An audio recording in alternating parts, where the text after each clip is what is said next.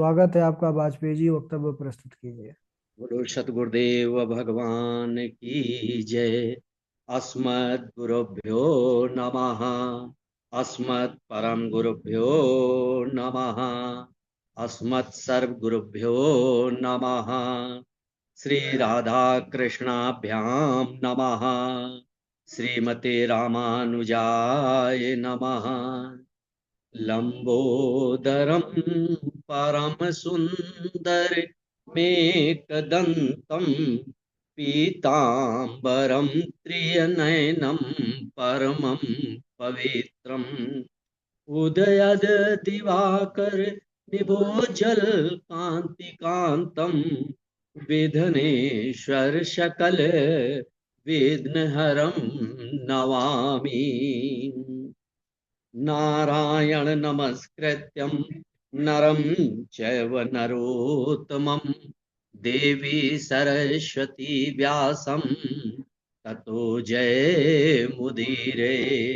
जय जय श्री राधा रमण, जय जय नवल किशोर, जय गोपी चित चोर प्रभु, जय जय माखन चोर।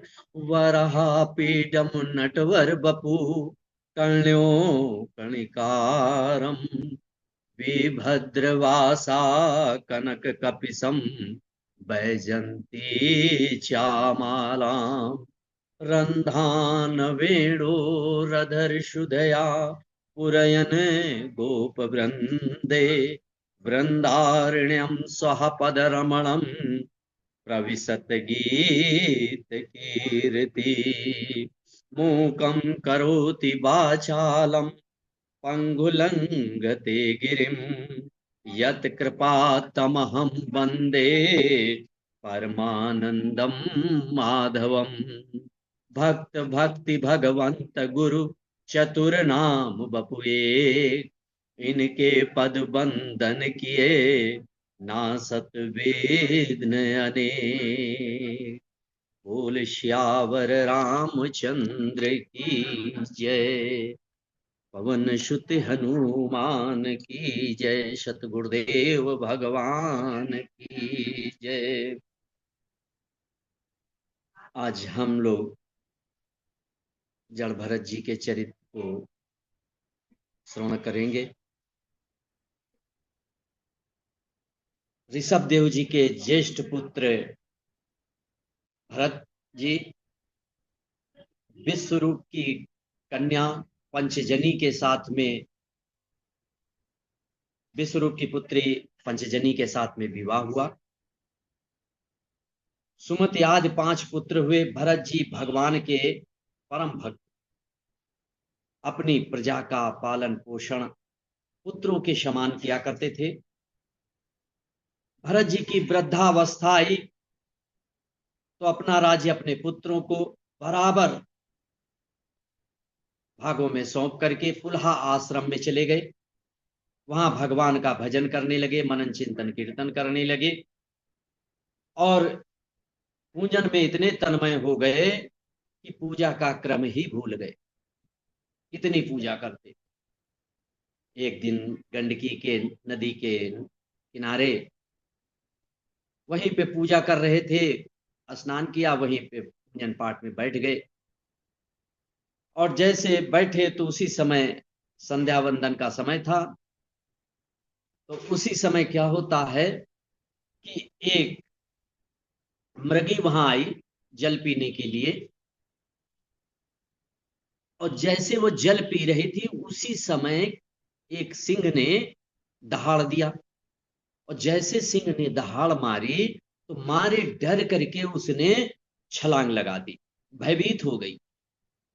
नदी पार करने के लिए जैसे छलांग लगा दी तो उस, और चूंकि मृगी जो थी गर्भवती थी तो उसका जो गर्भ था वो नदी में ही गिर गया और वो नदी के बाहर जाके गिरी और ऐसा गिरी कि उसके दर्द और चोट के कारण, छटपटाहट के कारण उसकी मृत्यु भी हो गई। अब भरत जी संत थे,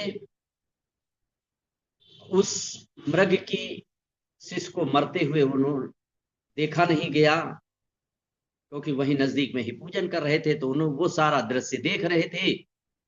और जैसे उस बच्चा पानी में बहने लगा,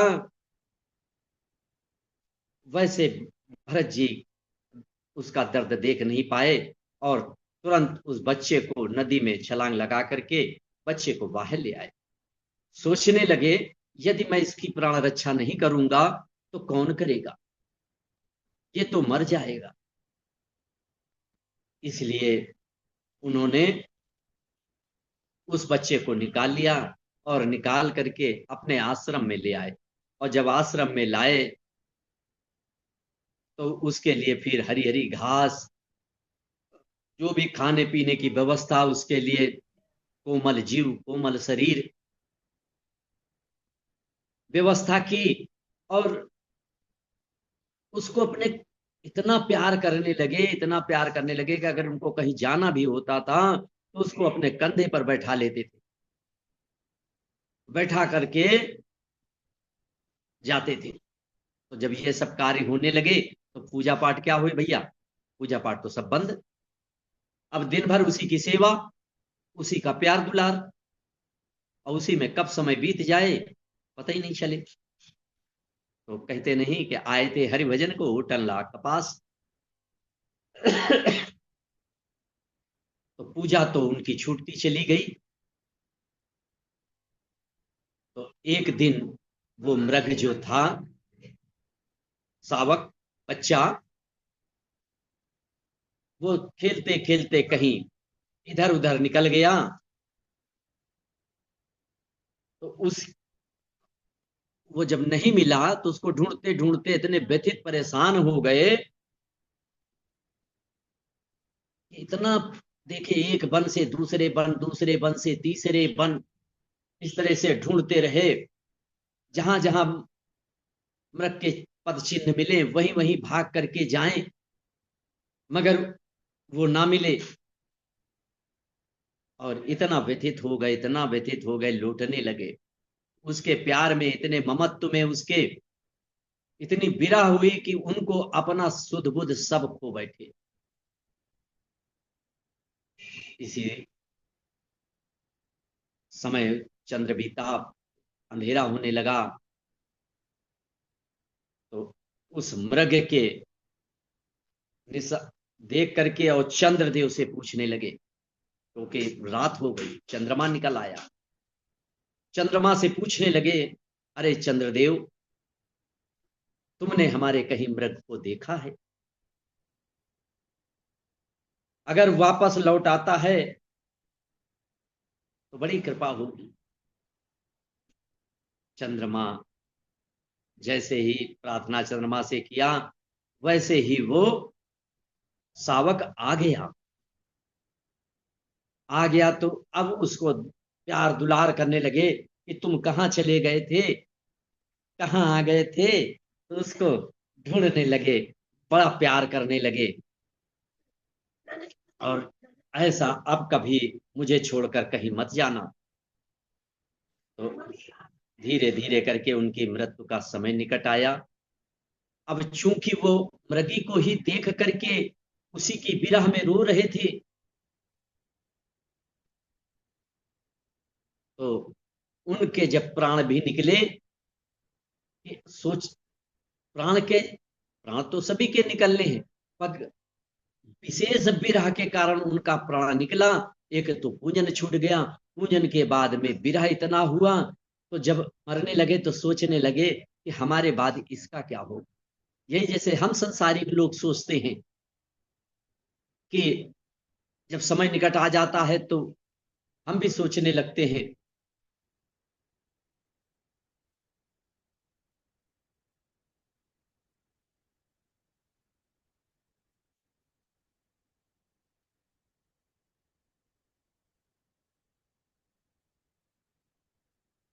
हम भी सोचने लगते हैं कि आखिर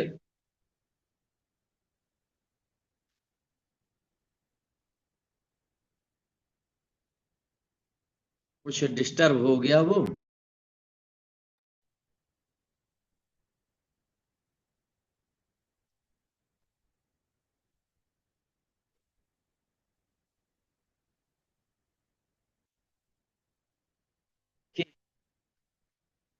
कि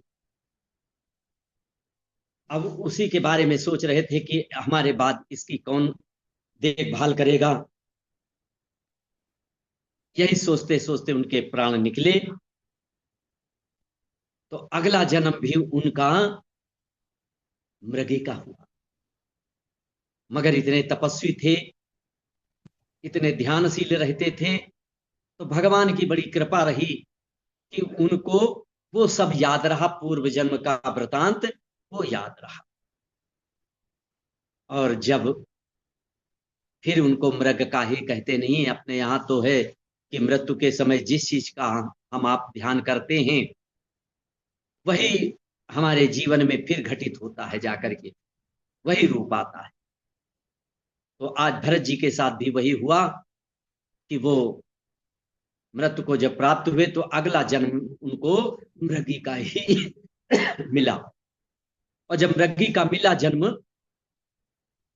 तो अब उनको भगवान की याद बनी रही, पूजन पाठ की कृपा से वो सब उनको याद रहा कि इस कारण हमारा हुआ, हमारी जो दुर्दशा हुई आज इस कारण हुई।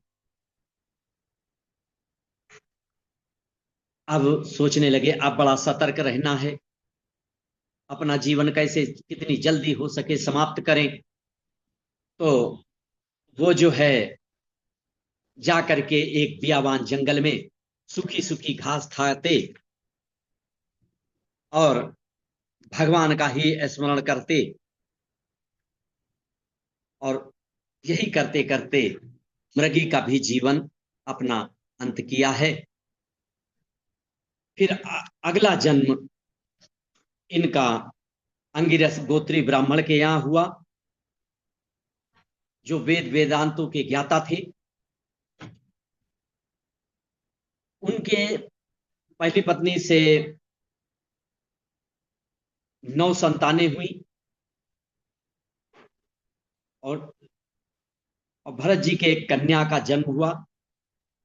पिछले दोनों जन्मों का उन्हें स्मरण तब भी बना रहा, इसलिए ये अंधे बहरे के समान। अब जब ब्राह्मण के यहाँ जन्म हुआ तो ये अपने को बहुत संभाल लिया कि अब देखो पूर्व जन्म के हमको याद के कारण ऐसा हम भोगते चले आ रहे हैं, मगर अब हमारा जीवन स्वार्थ हो जाए, तो इसलिए बड़े सचेत होने लगे और अंधे गुंगे बक करके कि पागलों की तरह अपना जीवन व्यतीत करने लगे। परंतु पिता माता तो अपने पुत्रों से प्रेम करती ही हैं, वैसे उनको भी प्रेम था। उनके पिता चाहते थे कि किसी तरीके से ये गायत्री मंत्र तो पढ़ ले, ब्राह्मण का बेटा है, अगर गायत्री मंत्र भी नहीं आएगा तो क्या है। एक दिन उसका जनेऊ संस्कार जो होता है उपनयन, तो वो कराया, और उसके बाद जो है वो उससे गायत्री मंत्र, तो गायत्री मंत्र तो भरत जी को तो एक क्या और विस्तार से अर्थ सहित बता सकते थे, मगर उन्होंने सोचा कि अगर हम आज इसमें पड़ गए तो फिर हमारे जीवन फिर इसी में घूमता रहेगा। जैसे कभी कभी होता ना भैया, एक संत जी थे, एक लंगोटी के चक्कर में कहां से कहां चले गए। घर से सन्यासी तो ले लिए, हम सब लोग क्या करते हैं सन्यास का रूप धारण कर लेते हैं। तो घर से निकले, एक महात्मा जी थे, उन्होंने घर से निकल करके सोचा कि अब हम घर त्याग दिया है, अब कुछ नहीं हमारे पास में, केवल उनके पास एक लंगोटी थी, उसी लंगोटी को पहन करके अपना एक आश्रम में पहुंच गए। और जब आश्रम में पहुंचे तो वहां एक रह गए, पूजन पाठ करने लगे और अपना सुबह शाम स्नान ध्यान करते, भगवान का पूजन पाठ करते। मगर उन जब एक लंगोटी अपनी धो करके डाली, बात इत्तेफाक की बात थी, उसको चूहे ने काट दिया। अब बड़ा परेशान, गांव वालों ने कहा कि बताया कि हम बहुत चूहों से परेशान हैं, हमारी एक लंगोटी थी वो भी चूहे ने काट दिया। तो गांव वालों ने कहा, अरे महाराज जी आप यहीं रहो, कहीं जाने की जरूरत नहीं है, आप ऐसा करो एक बिल्ली पाल लो। अब उनको एक बिल्ली दे दी कि बिल्ली पाल लो। अब बिल्ली को पालने लगे तो अब दूध चाहिए बिल्ली के लिए। फिर गांव वालों से कहने लगे, भैया अब इसके लिए हम दूध दूध की व्यवस्था कहाँ करें। तो गांव वालों ने कहा, देखो भाई, एक हम गाय दे देते हैं और उसको खिलाओ पिलाओ और खुद दूध पाओ और बिल्ली को भी पिलाओ। कह लगे ठीक है भैया। अब गाय हो गई तो उसके चारा पानी में लगने लगा समय। अब पूजा पाठ उनका भी इधर किनारे किनारे होता चला जा रहा, देखिएगा। तो वो भी पूजा पाठ कर अब छूटता चला जाए, दिन भर गैया का चारा इकट्ठा करें, घास हरी हरी लाएं और उसके बाद शाम को दूध निकालें, उसको दूध पिए, बिल्ली को पिलाएं। अब गांव वालों से चारा पानी घास कुछ मांग भी लेते थे कभी कताब। तो गांव वालों ने कहा, भैया देखो ये काम कहाँ तक चलेगा, ये हमारी 1 बीघा जमीन है, ये ले लो और इसी में अपनी बरसीन बो, जो भी चारा बोना हो बो, अपना जो भी खाना पीने का करना हो भैया करो, हमारे पास व्यवस्था अब और नहीं आगे हो पाएगी। 1 बीघा जमीन मिल गई। अब वो जोतने बोने लगे, उसी में पालन पोषण करने लगे, अब जो है अपना जीवन यापन करने लगे। और समय बीतता चला गया। पूजा पाठ तो दरकिनार रह गई, अब पूजा पाठ तो हो ही नहीं रही। अब परेशान हुए कि अब क्या करें, अब तो पूजन का समय ही नहीं निकलता है। तो गांव वालों से फिर बातचीत करते हैं। तो गांव वालों ने कहा कि भैया देखो, एक विधवा बहन है हमारी, उसको रख लो, वो तुम्हारी सेवा सत्कार किया करेगी, तुम्हारा खाना पानी बना देगी, तुम अपना पूजन पाठ कर लिया करना। कहे ठीक है भैया। अब वो विधवा बहन आकर के उनका पूजन पाठ वो अपना करने लगे, इधर वो उनका काम करती, खाना पीना बनाती, गाय का चारा वारा तैयार करती। होते करते समय बढ़ा और दोनों में प्रेम हो गया। गांव वालों ने कहा, भाई देखो ऐसे नहीं चलेगा, आपको शादी करनी पड़ेगी। अब उनकी भैया शादी हो गई। शादी होते बच्चे हो गए फिर, यानी कहने का तात्पर्य यही था कि एक लंगोटी के चक्कर में निकले थे और एक लंगोटी ने आज क्या करा दिया कि जहां से चले थे वहां फिर पहुंचा दिया। घर छोड़ के चले थे और घर आज बसा लिया। तो भैया भगवान का प्रेम पाना आसान नहीं है। जन्मों जन्मों के पुण्य जब आए, उदय हुए, तो जाकर के कहीं तो गायत्री मंत्र उनको पढ़ाते रहे थे उनके पिताजी। और कहा कि चलो 108 बार तो इसको कराई देते हैं, जिससे कि बिल्कुल इसको याद हो जाए। और गायत्री मंत्र याद कराते कराते आखिरी में कहा कि सुनाओ बेटा, अब तो बहुत हमने एक 108 बार तुमको सुना दिया, अब तो तुमको याद हो गई होगी। कहा, अरे पिताजी, ये जो क्षेत्र देख रहे हैं, जब से आप कह रहे हैं तब से इसमें 9,999 चींटी चली गई हैं। पिता ने कहा, अरे तू तो बिल्कुल जड़ है। भरत जी मन ही मन खुश हो गए कि आज चलो अच्छी मोहर लग गई। अब जड़ की मोहर लग गई तो अब हम शादी ब्याह से भी फुर्सत पाए। और इधर जो है उनके पिताजी का भी धीरे धीरे समय बीतता चला गया और उनके पिताजी का भी देहांत हो गया। उनकी माता उन्हीं के साथ सती हो गई। भरत जी भोजन के लिए लोगों के यहाँ मेहनत मजदूरी करते, लोग उनको भोजन करा देते। मगर भाइयों को बड़ा बुरा लगा। बुरा इसलिए लगा कि देखो, हमारा भाई, लोग कहते होंगे कि 8-8 भाई हैं, 9-9 भाई हैं और एक भाई को नहीं पाल सकते हैं, अपना काम नहीं करा सकते हैं, और ये लोगों की मजदूरी कर रहा है, इससे बदनामी होगी। जा करके लिवा लाए। और जब लिवा करके लाए और कहा, देखो ऐसा करो, अब तुम घर का कार्य करो और जो भोजन पानी मिलेगा तुमको कहीं जाने आने की, किसी के यहाँ काम करने की जरूरत नहीं है। और वो काम करने लगे। उनको काम क्या दे दिया भैया, घर के जूठे साठे बर्तन मांझो, और जो जूठन साठन मिले वो उनको भोजन दिया जाने लगा। एक दिन भरत जी नाराज हो गए।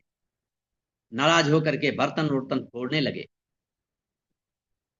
संतों को वैसे इतने सुलझे हुए थे, क्रोध आता नहीं है, मगर उनके जब भाभीियों ने देखा तो अपने भाई अपने पतियों से शिकायत करने लगे कि देखो ये हट्टा कट्टा है, और ये काम करने के उससे बचता है, काम करना नहीं चाहता है, और इसीलिए सब बर्तन फोड़ रहा। ये तो खा खा करके मोटा हो गया। भाइयों ने उसको खेत पे लगा दिया कि चलो यहां से हटो। अब खेत पे ले गए और खेत पे कहा कि देखो तुम इस खेत को बराबर करो, जहां ऊंचा नीचा है बराबर करो। भरत जी ने क्या किया, ऐसा गड्ढा खोदा, इतने एक तरफ खोदते खोदते मिट्टी पूरी ढेर कर दी। जब भाई लोगों ने देखा, अरे ये तुमने क्या कर दिया, खेत की रखवाली के लिए रख दिया। और जब रखवाली के लिए रख दिया तो कुछ चिड़िया आई। तो चिड़िया भोजन के लिए किसी को मना नहीं किया। वो सोचने लगे कि हम क्यों भैया मना करें, हमारा क्या लगता है, देने वाला राम, खिलाने वाला राम, राम की चिड़ैया राम का खेत, अरे हम कौन होते हैं। अब चिड़ियों से चिड़िया कितना खाएंगी, खेत पूरा हरा भरा। कुछ ही देर बाद देखा कि गौएं आ रही हैं, और जैसे गौओं को देखा तैसे खोल दिया खेत। और जब गायों को उसके अंदर गाय हरा हरा बढ़िया सा उनको फसल मिली, खूब खाया छक करके बड़े प्रसन्न हुए। गौएं बड़ी प्रसन्न हो गई। तब तक उनके भाइयों ने देखा, अरे राम राम, ये तो पूरी फसलें चौपट नाश करा दिया। बहुत नाराज हुए कि तुम केवल मठूसी करते हो, और तुम बिल्कुल पागल हो, कोई काम के लायक नहीं हो। अब भरत जी तो यही सब चाह ही रहे थे, और उनको वहां से भी हटा दिया। खेत की मेड़ पे बैठे हुए थे। समय जब बीता, खेत की मेड़ पे बैठे हुए थे, सोच ही रहे थे कि चलो कैसे अब भगवान के भजन में बाधा नहीं होनी चाहिए, संसार के कार्य तो चलते रहेंगे, ना हमारे करने से कार्य होंगे, और ना हमारे ना करने से कोई कार्य किसी का रुकेगा। और सबसे भैया भ्रम यही हम भी पाले हैं कि हम नहीं करेंगे तो ये काम नहीं होगा। हम लोग अक्सर घरों में भी कहते रहते हैं कि अगर हम ना होते तो ये ना होता। ये भैया भूल है। भरत जी उधेड़ बुन में थे, उधर एक डाकुओं के सरदार ने एक प्रण कर रखा था कि अगर हमारे पुत्र का जन्म होगा, वहां एक प्रतिष्ठित देवी का मंदिर था, उस मंदिर में प्रार्थना किया था कि देवी माता अगर हमारे पुत्र होगा तो हम मनुष्य की बलि चढ़ाएंगे।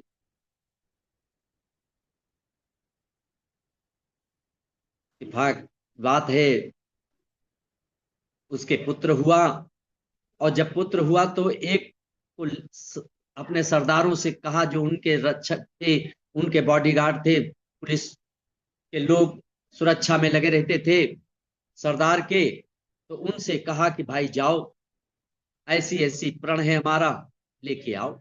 और जिसको लेके आए थे वो भैया समय पा करके भाग गया, वो तो रुका नहीं। सरदार बहुत नाराज हुआ कि तुम लोग कैसा व्यक्ति लाए थे, मैं कुछ नहीं जानता हूं, बलि देनी है तो देनी है, क्योंकि हमने मां से सौगंध खाई है, मैया ने हमारी बात पूरी की है तो हम भी पूरी करेंगे। अब वो डाकुओं के लोग जो थे वो सब ढूंढने लगे। तब तक क्या देखते हैं कि मेड़ पर उनकी नजर भरत जी पे पड़ गई। और जब भरत जी को देखा कि अरे तो हट्टे कट्टे हैं, बहुत बढ़िया, अरे हमारा तो सरदार आज इनको देख करके खुश हो जाएगा, भरत जी से कहा चलो, हमारे सरदार ने तुमको बुलाया है। भरत जी क्या क्या, देव पुरुष, संतों को क्या, वो तो देह को कुछ मानते नहीं है, आत्मा अजर अमर है। भरत जी चल दिए। जब आए तो डाकुओं के लोगों ने खूब उनको स्नान कराया, नए वस्त्र पहनाए, फिर बढ़िया बढ़िया उनको भोजन कराया। भोजन कराने के बाद में एक अगवानी टाइप की निकाली,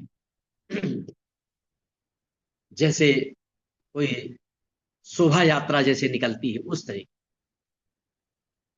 उस शोभा यात्रा को भरत जी भी, सब लोग नाच रहे थे, भरत जी भी अपने भगवान की मस्ती में नाचते हुए जा रहे थे। जाकर के उस मंदिर में पहुंचे तो बलि देने की बारी आई, तलवार उठाई गई, सब चमचमाती तलवार थी। भरत जी से कहा गया कि सर नीचे करो। अब भरत जी तो परमात्मा है, उनके पर तो कोई फर्क ही नहीं, जैसे कहा तैसे सर नीचा कर दिया। और जैसे नीचा सर किया तो भद्रकाली सोचने लगे कि आज एक तपस्वी हमारे चरणों में प्रार्थना कर रहा है और ये दुष्ट अताताई इनको मारना चाहते हैं। और जैसे उन्होंने, सरदार ने तलवार लाई, वैसे माँ ने प्रकट होकर के तलवार को पकड़ लिया और उसी तलवार से उन सब सरदारों का खंडन किया, सर काट दिया। जितने डाकू सरदार थे सबको मार दिया। भरत जी थोड़ी देर तो बैठे रहे, फिर क्या देखते हैं, बड़ा सन्नाटा हो गया। सर उठा के देखा, अरे चलो, ये तो सब मरे पड़े हैं। चल दिए। चलते चलते आ रहे थे, तब तक एक राजा की पालकी जा रही है। जो राजा राजा रहुगण थे वो, तो राजा रहुगण की पालकी जा रही थी। उसमें जो एक कहार लगता है, चार कहार लगते हैं, उसको दो आगे दो पीछे, उसमें से एक की तबीयत खराब हो गई थी, तो तीन कहार ही लेकर के चल रहे। तो जब भरत जी को देखा, वैसे ही आवाज लगाई, अरे देख नहीं रहे हो, राजा की पालकी जा रही है और प्रजा का कर्तव्य होता है कि मदद करना, सहायता करना, उनकी प्रसन्नता में प्रसन्न रहना। चलो आके लग जाओ डोली में।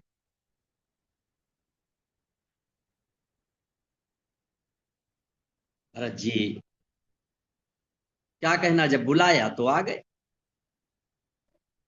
और जब आ गए तो कहा लग जाओ पालकी में, राजा साहब हैं अंदर। लग गए। चलने लगे, कुछ दूर तो चले, तो कुछ दूर चले ही थे कि उनको एक चींटियों का झुंड दिखाई पड़ गया। और जैसे चींटियों का झुंड दिखाई पड़ा तो वो बचाने के लिए चींटियों को छलांग लगा दी। और जैसे ही छलांग लगाई, तैसे पालकी में ऊपर नीचे हुआ और राजा साहब का जो है सर उसमें लड़ गया, पालकी में। नाराज होने लगे, अरे तुम जानते नहीं हो, तुमको पालकी भी नहीं चलाना आता है, और ऐसी सजा दूंगा कि जो यमराज भी कांप जाएगा। तो अन्य जो तीन कहार थे, कहा कि अरे महाराज जी, हमारी किसी की गलती नहीं है, ये जो नया व्यक्ति लगा है, इसको पता नहीं क्या हो जाता है, ये बीच बीच में ऐसा उछल पड़ता है कि पूछो नहीं।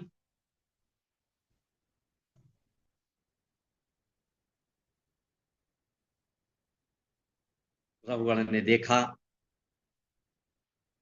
झांक करके पालकी से, तो उसको, उसके उपहास उड़ाने लगे, कहने लगे, अरे भाई इसका शरीर भी तो देखो, कितना दुबला पतला है, और ऊपर से वृद्धावस्था है, और इससे तो कुछ चला भी नहीं जा रहा है। जैसे ही सब ये शब्द कहे, वैसे ही भरत जी कुछ कहना चाह गए।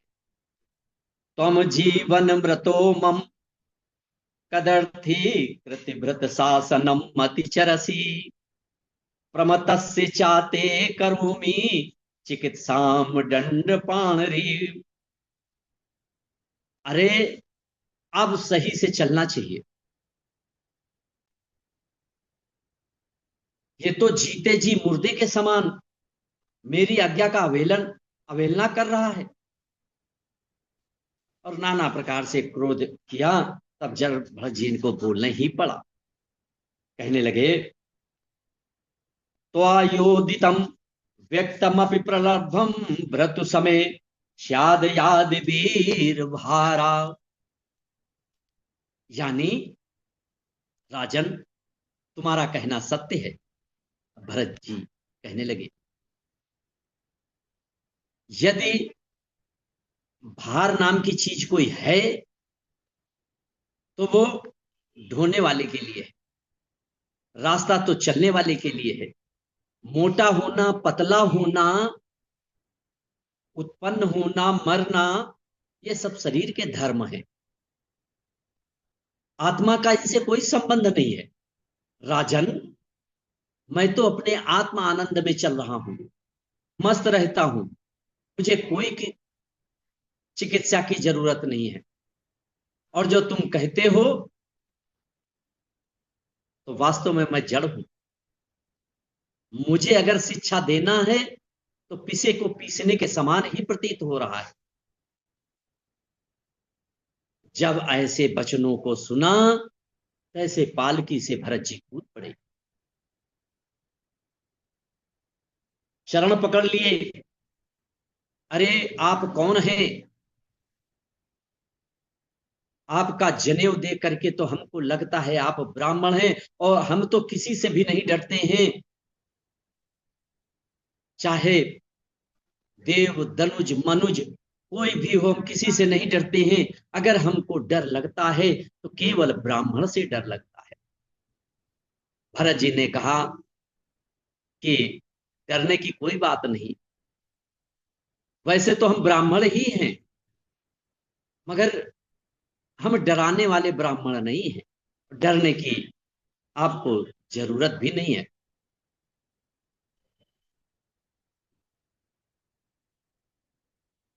और पूछने लगे कि महाराज, आप सही सही बताइए कि आप कौन हैं, क्योंकि आप जो बात बता रहे हैं, ये संत पुरुषों की वाणी है, कोई साधारण मनुष्य ये बात नहीं कर सकता। और आपने जो भी बताया कि आत्मा से संबंध नहीं है, ये तो शरीर का संबंध है, मरना, उत्पन्न होना, ये सब शरीर के धर्म हैं। मोटा पतला होना, ये सब शरीर के धर्म हैं।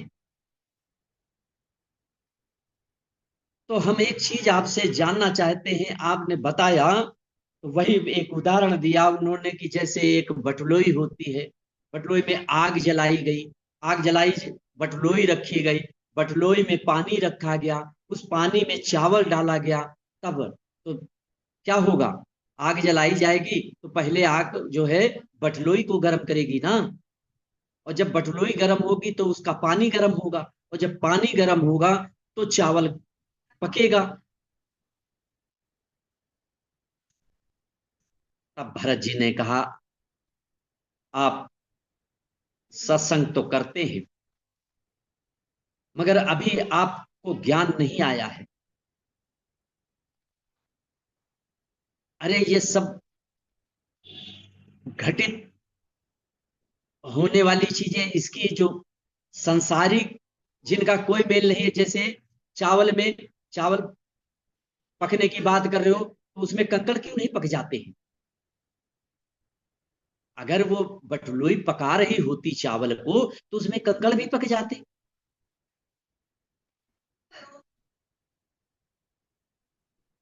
ऐसा नहीं है। ये सारे शरीर के घट हैं, ये शरीर के द्वारा घटते हैं। और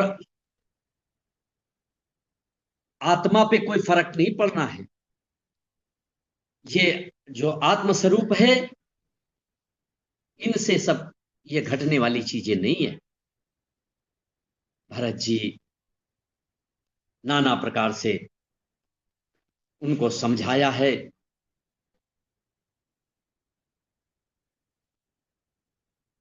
कि हमारे अब जीवन का कल्याण करो। आप, हम समझ गए आप कोई साधारण व्यक्ति नहीं है। तब भरत जी ने भी उनको बताया कि हाँ, आप जो कह रहे हैं सही कह रहे हैं। मैं भी एक राजा था और कई जन्मों से इसी में भ्रम में पड़ते पड़ते चला रहा हूं, मगर आज जीवन का यथार्थ सत्य मैं जान गया। और जो पूर्व जन्म में हमारे साथ घटा, मैं राजा था भरत नाम का, और हिरण सब पूरी जितनी व्यथित पूरी की वार्ता थी बताया है उनको।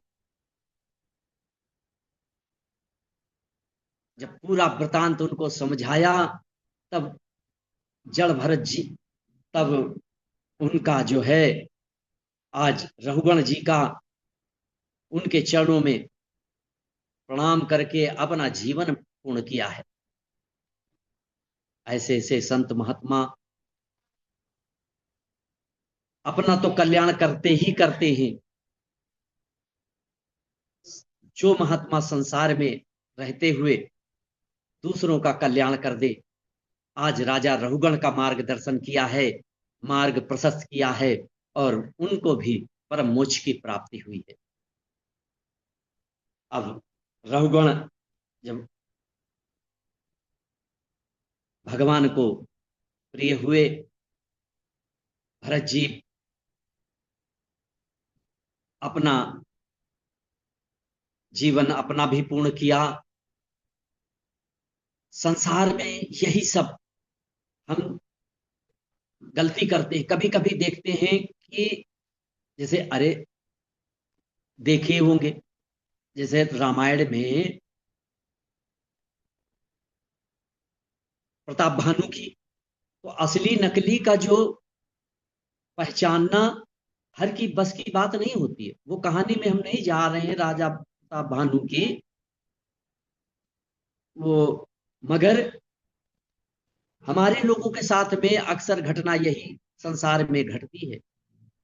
ना तो वो आंखें हैं पहचानने के लिए, और ना ही वो मार्ग ही हमने पूर्ण किया है। पूर्ण का मतलब है कि उसको पक्का किया है, उस पर दृढ़ विश्वास हो गया है। हम भ्रमित रहते हैं। तो संत महात्माओं की कृपा को समझ पाना बड़ा मुश्किल है। इस तरह से हम अपनी वाणी को भी विराम देंगे और भरत जी की जय जयकार करते हुए जो भी इस चरित्र में हमको कुछ समझ में आया वो हम आप लोगों से साझा किया। अपनी वाणी को विराम देते हुए आप सबको नमन बंदन प्रणाम करते हुए राधे राधे राधे राधे राधे राधे। बहुत बढ़िया, बहुत सुंदर। वाजपेयी जी, बहुत अच्छा आपने पूरे चरित्र को हम सभी के समक्ष रखा, प्रस्तुत किया। सभी ने इस कथा को सुन करके बड़ी प्रसन्नता व्यक्त की है। सब बहुत प्रसन्न है। ठाकुर जी की कृपा बनी रहे और बढ़िया से बढ़िया चरित्र प्रसंग आप इसी प्रकार सुनाते रहे। और जो लोग जुड़े हैं वो लोग भी प्रसंग सुनाने में पीछे ना हटें, क्योंकि आप लोग प्रसंग नहीं सुनाएंगे तो कैसे वक्ता बनेंगे, है ना। तो इसीलिए सुनाने के लिए भी तैयार रहा करिए। चलिए, बहुत बढ़िया। वाजपेयी